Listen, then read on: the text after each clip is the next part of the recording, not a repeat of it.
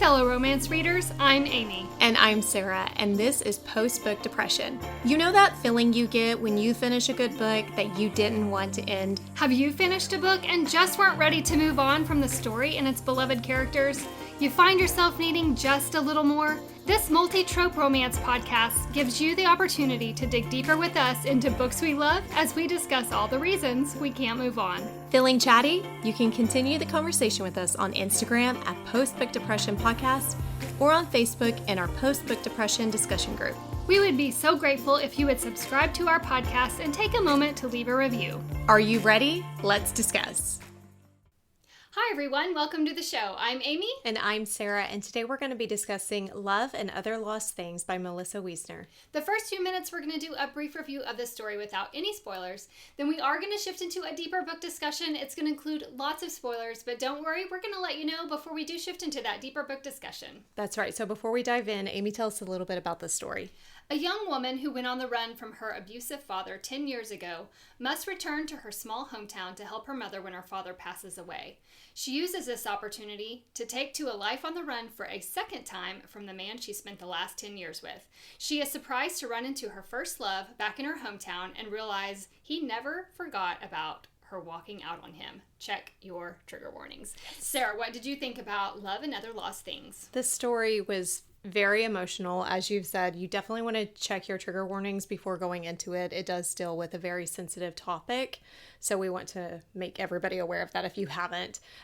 It was just very moving, and it had some surprises that I did not see coming, so I love when an author can do that. I loved it. I don't know... I feel like that enjoy's not the right word. Enjoy's not the right word. It was very engaging. It had me rooting for the happiness of the female main character throughout the whole story. It really had me engaged. Yes. With its emotional components. That is the perfect way to describe it. We love the way the author wrote this topic. Yes. She handled it well. Agree. Yeah. Let's get into those ratings. Angst. Okay. Angst. Even though you might think it's super angsty, I only did a 1.5. Same. Okay. I did too. The situations that the female main character has to overcome is the most angsty part of the story. Right, yeah. Humor. 0.25? I did 0.75, and even I felt that was I didn't laugh a lot in this one. No.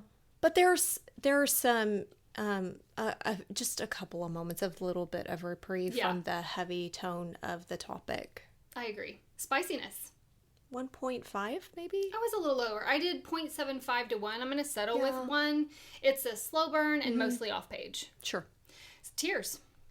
So it's like a 2 because of the topic. Okay. I did 1. I didn't cry, but it was the topic. Yeah. See, and I was back and forth on this because I actually had 1.5 and I was thinking about it before we jumped in because I'm always changing my ratings. You guys know me.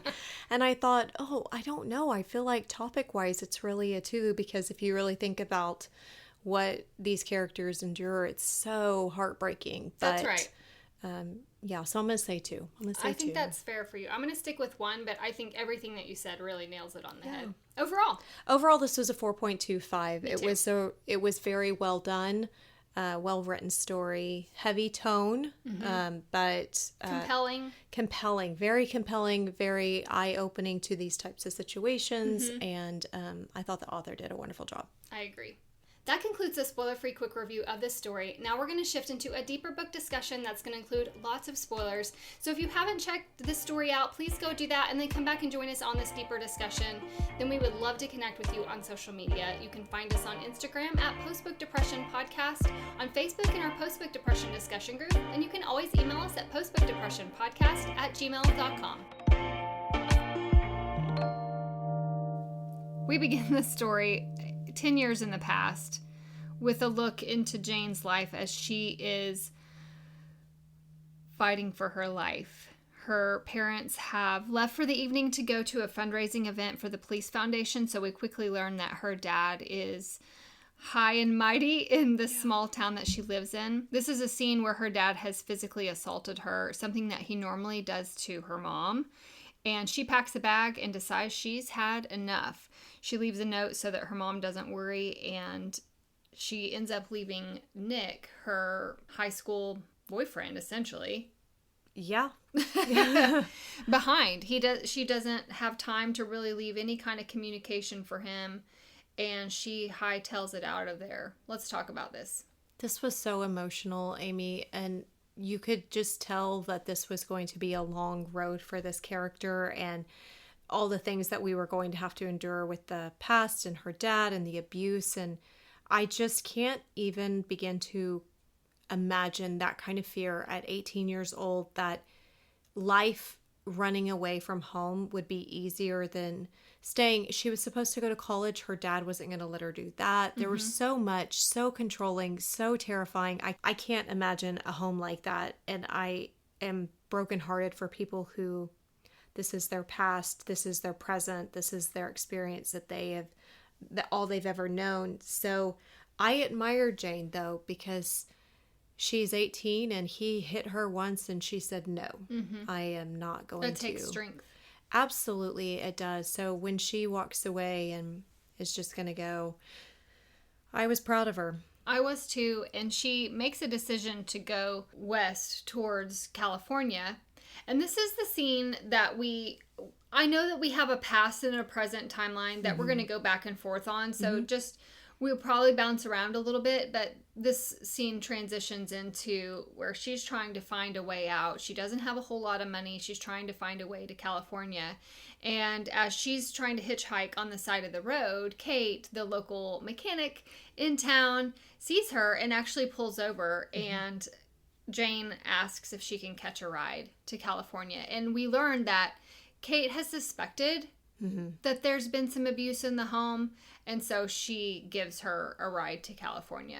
Let's talk a little bit, just briefly, about Kate and this relationship that they have, because it does come into play in the future as well. Well, her dad doesn't like Kate, and so Kate, I think, was just very quick to, yeah, I'm going to help this girl. As soon as you can see her face, she's hurt, and she's hurting, like broken ribs or something. Yeah. I mean, she's bruised and she's battered. I love that she wasn't intending to go to California, but Kate is on her way there, so she makes that flip of a decision very quickly. You're right. I love that Kate is surprised when she asks, and that they don't really know one another well, but she agrees, and I love that she is kind of her savior in that moment and getting her out of town and getting her safely out of town, because an 18-year-old hitchhiking is not the safest of things. She lands in California and she's needing a job in the worst way. She happens to be walking through the town and notices that there is a job opening at a club in town and decides she's going to apply for it. She actually had gone to a lawyer's office first, and he lost her job because she did that. Yes. And so she ends up at this club, underage, obviously. She's 18. She meets Mateo in this club. He's the owner of the club. He's very suave. He's very good with words. He's very flirty. He's very good looking. Very handsome. Sucks her in. And even though she still very much loves Nick in this moment, she's trying to figure out how she can move on and do what's best for her. Let's talk about this scene where she meets Mateo for the first time. I was very nervous for her. She's nervous. She can tell he's older. He's quite a bit older than her. I mean, She lies about her age, too. She does. She says she's 21. He is 30 at that time, so he's 12 years older than her. I can just picture this guy being... He sees this... He probably knows she's lying, to be honest. Yeah.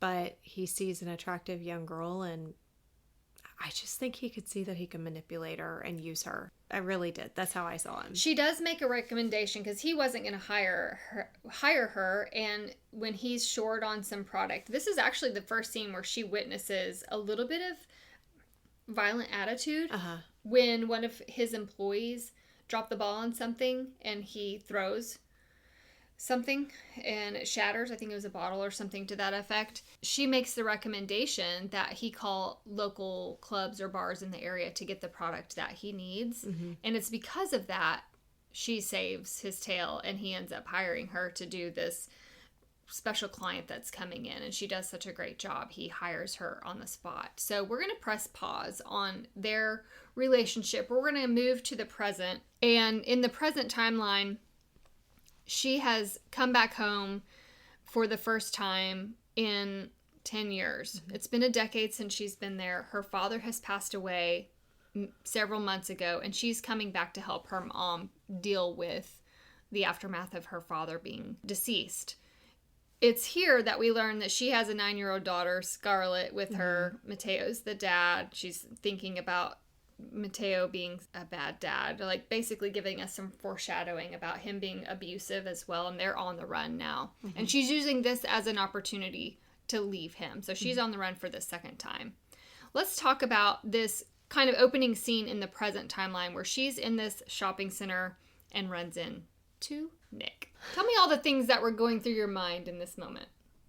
She kind of deals with a hateful busybody in town that's giving her the business about not being there, and you the gotta pain love she those small caused towns. her daddy, which I thought to myself, you don't even know what he was like. So that was really hard, because you can imagine the pain that you feel being judged for something, and they don't even understand how horrible he was. Seeing Nick again, that would just be painful, because she's never stopped loving him. Mm-hmm. I just kept thinking, please don't be with anybody. Please don't be with anybody. I know. I didn't want the drama. I know. I didn't want the added drama to the fact that she's on the run and then he's with somebody. So I was happy that he wasn't with anybody. As the reader, we learned very quickly, like we have the intuition very quickly that they had a relationship before. They loved one another, that whole bit. But one of the things that really stood out to me here was he notices the bruises on her face and immediately is in care mode. How did you get that? Wanting to take care of her, even though she left without saying goodbye. So he harbors a lot of hurt and a lot of questions and a lot of just wondering what has happened over the last 10 years because she hasn't seen him. But it's obvious that she likes him. Mm-hmm. Well, if you haven't seen somebody in 10 years and they touch your face gently and all of a sudden you've got sparks shooting. That's a good point. I think that it's kind of an indicator that you feel strong feelings for that person. But also, I mean, she's had somebody touch her with a gentle hand for the first time in a decade. Yeah. There's that. It's very clear right off the bat that she's keeping Scarlett a secret from basically everyone. What was going through your mind during this time where she's really protective of Scarlett? I'll be honest. I was doing the math and I thought Scarlett was Nick's. Immediately. From the very beginning. Me too. I never, not once, ever thought that's Mateo's daughter. Same. The whole time. Even when he's mathing the math and all of that through the entire story, never once, ever did I think this is Mateo's daughter. So I was a little bit upset with her because I thought she knew. Okay. I kind of struggled a little bit, but then I thought, after a little bit, some things were said, and I thought, oh, she's so naive. She really doesn't know that that's not Mateo's daughter. Mm-hmm. Bless that child's heart. But if you think about it, had sex one time, right? She had slept with Nick 2 weeks. Yeah, but Nick was her first. Nick was her first, and then 2 weeks later, she's only been in California because that night she gets hit. The next day she's gone. She's only been in California for 2 weeks when she meets Mateo. And he is not one to be patient. Mm-hmm. And basically the night that he hires her, takes her up to his room. So she's slept with 2 guys within a 2-week period. But I'm sorry, Amy, but what 18-year-old? I know you're naive. I know. Oh, it's so baby Sarah's so naive. But I would know to take a paternity test at that point if I had slept with 2 men. And I'm also not stupid enough to think that a condom is going to work and not get anybody pregnant. Anyway, let's get off of that. But so in answer to your question, I guess, I thought she's hiding because she knows that it's Nick's. And then I realized she's naive and doesn't realize that it's Nick's. So I just thought it was a protective thing. Yeah. Let's talk about Jane's mom for a little bit and the dynamic that they had throughout the story, because it was very mixed signals. I did think her mom cared about her and was protecting her. I just can't in my right mind would think any mother would put themselves above their child. Even though in Jane's mind, that's what her mother was doing every time she would take her dad's side during the abusive times. So Jane, just over the years, has had this desire for her mom to choose her. And she's got this point of view of her mom always choosing her dad. Let's talk about her feelings toward her mother. Okay.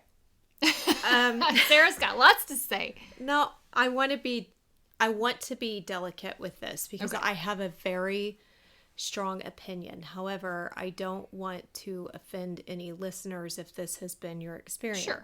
I do not understand what it's like to live in a home of domestic abuse, so I cannot understand. I try to be very sensitive to that. We've read stories where it deals with that, and I know that they don't like the question, why do you stay? Why do you stay? I love what we get, the information that we get when she is trying to leave Mateo early on. Oh, me too. And about how very difficult it is to actually leave safely. Or the statistic that they gave, you're more likely to be killed after you leave, right.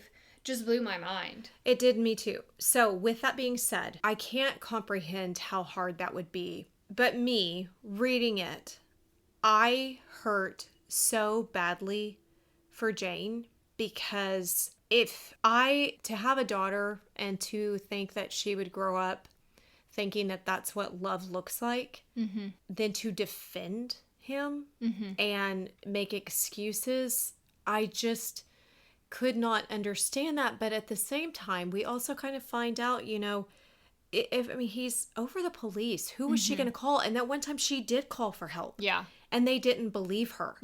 They left her. Yeah. And I think that it was such a hopeless situation. So I was angry with her mom a lot for the decisions she made, but I understood her position after realizing she cried out for help. Nobody helped her. She had been isolated from her family. She had nowhere to go. What was she going to do? Yeah. And it's such a desperate situation that you do kind of think they feel so hopeless. And that's how Jane felt. So yeah, that was hard. On the flip side, Jane is feeling all those things yes. with Mateo as well. She called the police and he turned it on her. Yes. And it was so heartbreaking. I mean, when he takes her daughter to Disney and she's in the hospital after a beating and just all the things. However, if I was in a situation where a husband, I'm not going to say mine because mine would never, beat my daughter, I can't imagine as a mom saying, just leave it alone. I can't. At that point, I can't. There's no way. There's no way. I can't. But she's also suffered years and years and years of abuse, and I can't even imagine where her mind is. So with that being said, I was going to say, I think that does shine a lot of light on her mom's character, because up until 18, Jane never suffered at the hand of her father's abuse. Her mother took all of that for her. She didn't know it at the time, but when she starts thinking about it, interfering she and all that. She starts thinking of all the situations of her mom. I love that scene so much, seeing it through her mother's perspective now that she has lived through it herself. I really liked that scene in the sense that she's having this revelation. Oh my gosh, my mom didn't choose him every time. She was choosing me every time. It just looked that way because of her staying silent or, trying to only talk openly when her father was on a fishing trip. I just liked her viewpoint when there's finally revelation in that. Here's one of the things I do want to add to this. It definitely makes, when you see a scenario like this, and let's say this is somebody's real life, because this is somebody's real life. It is. This is a reality for somebody. When they get away, the admiration that I have for them, because you just don't know. So it's not fair. That's why I said I wanted to be very careful, because I have a lot of emotions and feelings, but I'm not in it. Yeah. And I haven't endured what they've endured. And I haven't had to make hard decisions and choices the way that they have. And I haven't felt that hopeless desperation of, I don't even know where to turn to. And a lot of these people, they're gaslighted and they're isolated and they don't have anybody. When you get all the backstory, you do have more admiration too, and then you can see it more fully. Does that make sense? Yeah. It definitely makes you have a greater, broader understanding and appreciation for the survivors and the absolutely people that thrive and get out and get help. There's several scenes throughout the present timeline where she runs into Nick's mother and her mom even. They talk openly about the fact that Nick really never got over her when she left so abruptly. There's a scene where Nick is driving home from work and he mindlessly drives to her house and she's out shoveling in the snow. And he asks her to come to the coffee shop, and she does. She meets him later. She's very protective of what's inside. She still doesn't want to talk about Scarlett. You can tell she's keeping her a secret. They go to this coffee shop, and this is where she is asked to perform. We learn that she was a performer. She had the guitar in the opening scene that her dad damaged. It was a guitar that Nick had given to her. She used to perform. That was her dream. That was her goal. And so we learn that in this whole 10 years that she's been with Mateo, she hasn't performed. She hasn't done what her passion is. And so when this coffee shop owner invites her to come and perform, I absolutely love the scene where Nick tells her and reassures her, they're going to love you. And we learn later, just like I do, was the saying. I wasn't expecting that to be the scene that would come back and bite her in the butt with Mateo, having seen that online. I don't know why I didn't see that coming. I should have. Anything online is, you're going to get caught. Right. But that basically gets the ball rolling on Mateo's side of things, but we're not privy to that at this time.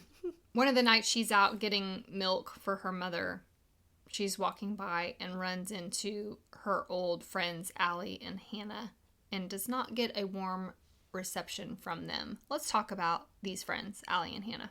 She got a warm reception from one of them. She got Hannah, yes, but Allie was not warm. Okay.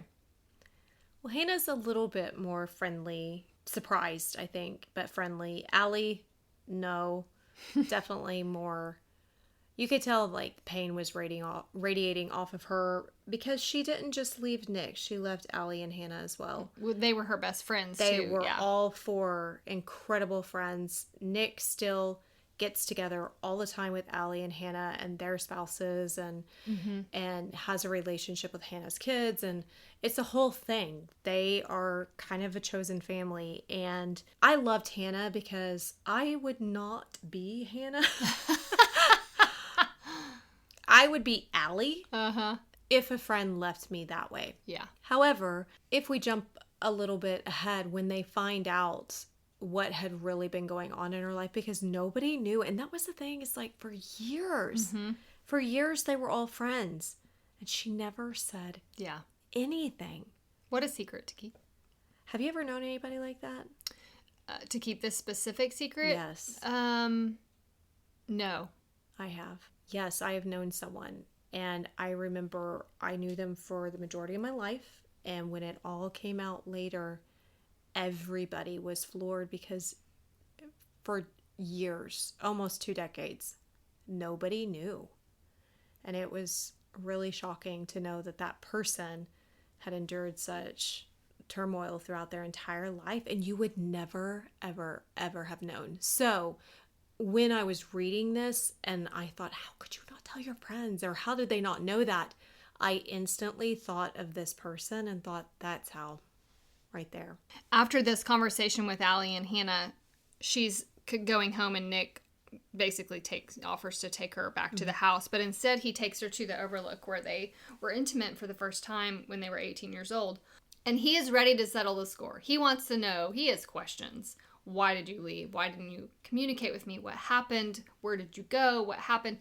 And this is where she opens up to him about the fact that one of her dad's police officer buddies saw them being intimate in the back seat and went home and told her, and that's why she got assaulted and why he smashed the guitar and all of those things. Her dad had threatened to take away his scholarship and all of this. And this was so tragic to me because he has the thought all of this was done in vain because he still pulled the scholarship. But I love the tenacity of Nick that he still went on to fight for his dream and get what, his education and all of that. It was hard that he kept that because at first he did not tell her. No, he didn't. That he lost the scholarship anyway. Yeah. That was very hard to read, knowing that it was all in vain and 10 years lost and unnecessarily. And all the pain she has endured and just the fact that she fell into the same pattern of the life she grew up in that she never wanted to be a part of, which to me, she made so many excuses for Mateo's red flags that I thought, sweetheart, these are warning signs you've seen your whole life. If he treats other people like that, you should walk away. Yeah. But she was young and desperate. She was young. She was desperate. Relied on his provision as well. She was 18. Yeah. It's not long after this scene that she arrives home and her mom had been watching Scarlett and Scarlett is injured. She falls while they are baking, Scarlett and Jane's mother. They have to go to the hospital and I knew immediately because Nick works a doctor. He's a doctor. I thought he's gonna find out about Scarlett. And sure enough, that's how it all played out. So he walks in and sees Scarlett, and of course, he's the wind knocked out of him. He's so caught by surprise that the fact that Jane has a daughter he had no idea about, much less a 9-year-old daughter. He starts doing the math in his head and starts wondering, could Scarlett be mine? He actually goes to the computer and looks up her birth certificate and all the information about her and then realizes, no, Mateo is the dad here. She kind of fudged the date, though, didn't she? She did. I was confused by that because it was like summer to summer. Yeah. And so in his mind, it wasn't possible. But then she also, as she's seeing his profile and the features on the face and wondering, okay, maybe he could be the dad. Bless her heart. I know.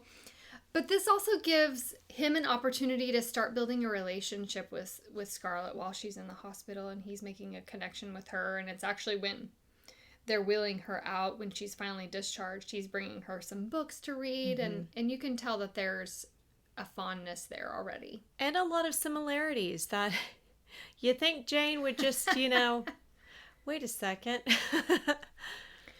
I love that Jane finally decides that she's going to fight against Mateo. She does meet one of her lawyer friends that they went to school with or somebody that she has a connection with.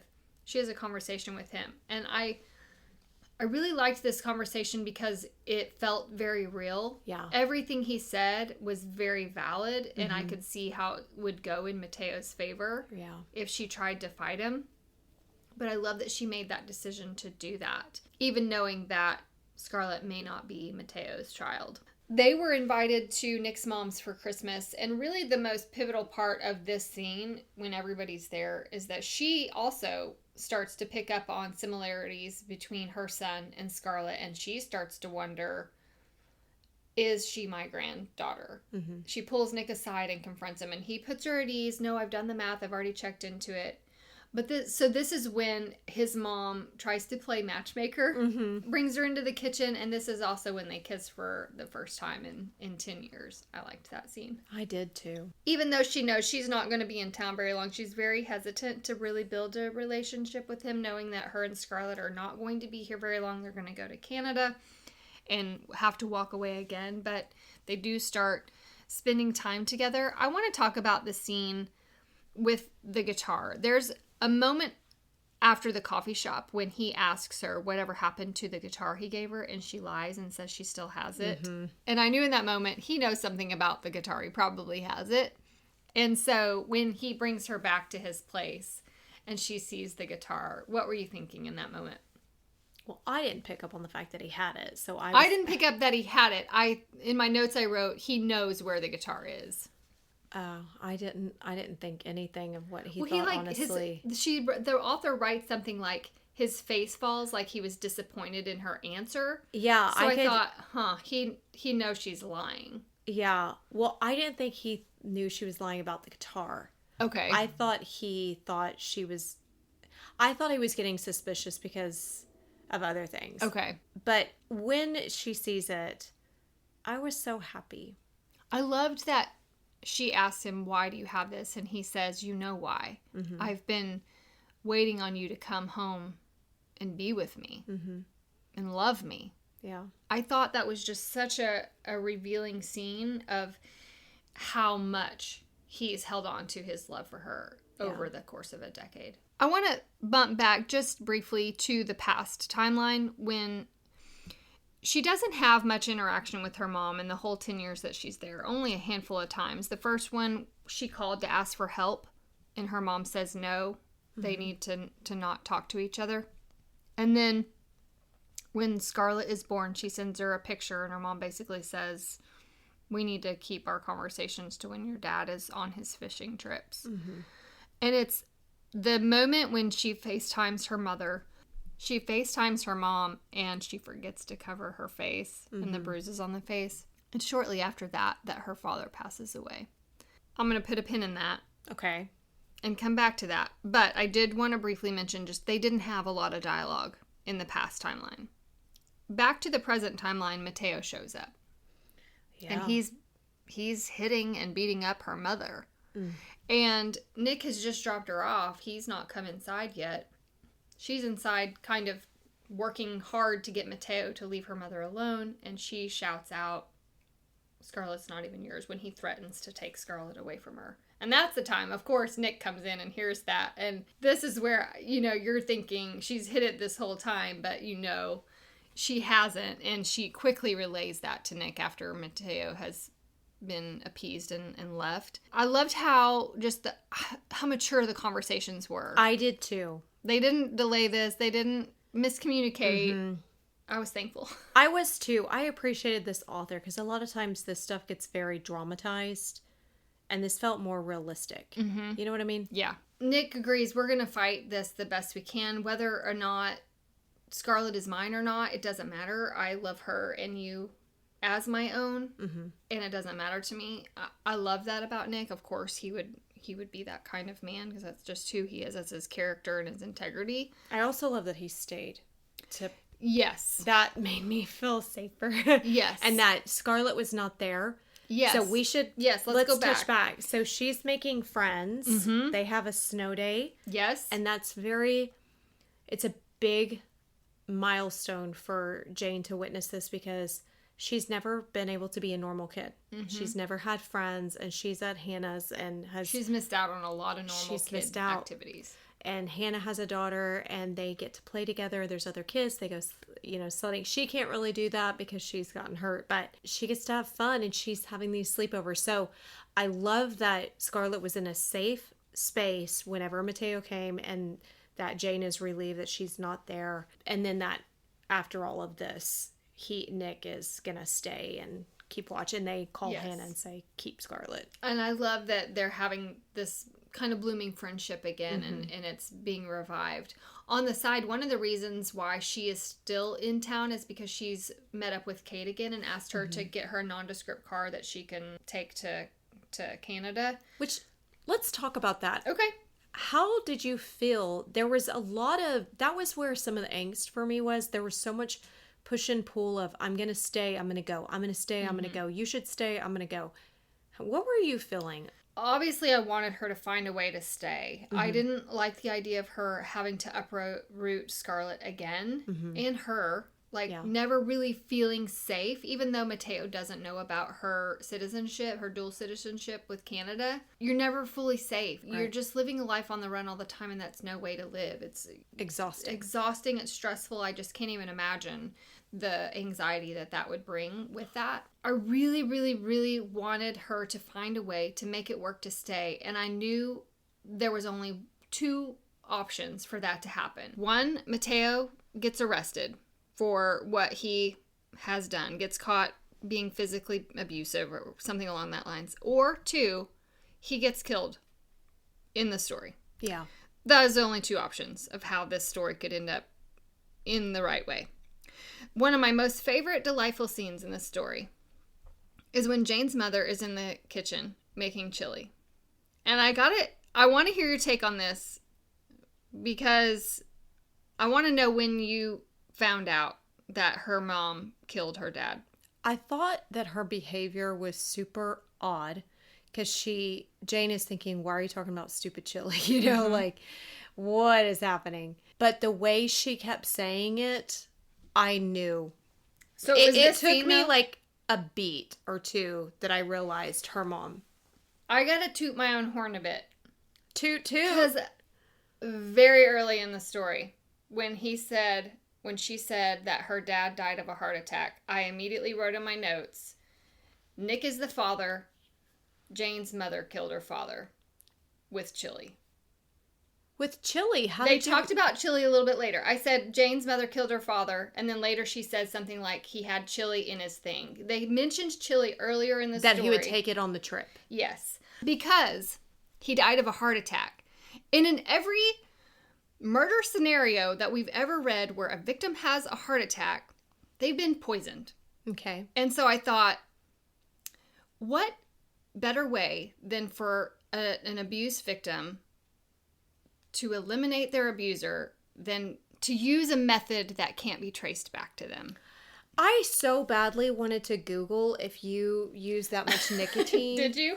I did I not. didn't suspect the nicotine. I did not because I was freaked out because you know I love Mr. Bullen, so I'm always like Googling this stuff and I'm like, clear the history, just in case. Just on all these TV shows, they're like, put this in there, it'll look like a heart attack. Do this, it'll look like a heart attack. It'll never show up. I was so excited I figured it out, but also disappointed I figured it out. Oh, well, I wasn't disappointed because I didn't figure it out until she was talking like totally chill and calm. Was your mind blown? Absolutely blown. I love that. And then I was so excited, but then I thought, I knew she was having a breakthrough when she was hacking his chair, but she kept his cigarettes and she kept this and she kept that, and I thought, let it go. So it all came full circle for me, but when she just very calmly gives him the chili and then she goes back and is cleaning up the kitchen and she was just so serene and calm. I loved her mom so much. Yeah, I don't know what that says about... I know, but you want vengeance for someone who's done wrong. I mean, that's not a good attitude to have, if I'm being honest. I want vengeance. I want them to die. They have to pay. He needed to pay. He needed the permanent way.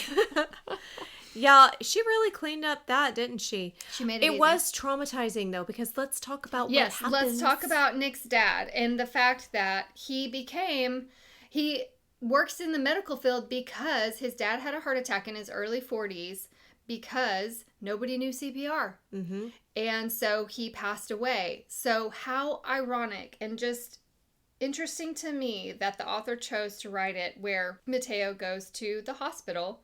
And it is, in fact, Nick who gets the radio call that they have a patient coming in, early 40s. Cardiac arrest. In cardiac arrest. And he doesn't... I love that he didn't know it was Mateo. I did, too. And he even makes the statement, I don't know that I would have tried as hard to save him. Yeah. So that was great for his conscience, yes. I felt like. And I was glad the author did that. Same. But he didn't realize it until the mask is removed. And he has this introspective thought process of, oh my gosh, this is Jane's abuser, and how am I going to tell her that I couldn't save, or that her abuser he had passed away, not that he couldn't save him. What a moment that was for Nick. Mm-hmm. Just having that trauma in that moment of reliving the scene where his dad passed away. Yeah. Let's round this story out with some good news and their happily ever after. Right. So the happily ever after. So obviously he has to tell her, and I felt like that scene was heartbreaking because Scarlett is so devastated. Yes. Even though I'm sure that's a lot of conflicting emotions because she knows that Mateo was abusive to her mom. But on the flip side, Jane doesn't have to live in fear. Yeah. She doesn't have to run with Scarlett. She doesn't have to worry about the hassle of fighting for her daughter. And we did get confirmation. That Nick is Scarlett's dad. Mm-hmm. I imagine that we don't get to see all the work that has to take place because he's lost almost 10 years with his daughter. That side is a little bit hard. It's also a little bit hard too because Scarlett still doesn't know that Nick is her dad because they wanted her to have time to grieve before they introduce that. But they are their own little family, and Scarlett loves him and they love each other, and I love that for Jane. I love that we get this beautiful second chance romance. Yes. That they have a family and that they get to spend forever together, and that one day Scarlett will know that Nick is her dad, and they kind of are breaking that cycle of abuse and not having that home for her daughter and any future children that they might have. I love that. It had a beautiful ending to a heartbreaking, very long journey to get to. Journey of healing. And strength and taking a step forward. And I love the way the author handled this, and it gives us insight and perspective into what that life can be like, and we can have sympathy and empathy for people who have endured that or are enduring that, and I felt like she handled it beautifully. Me too. That concludes our discussion of love and other lost things. We hope you enjoyed this episode and want to continue the discussion with us.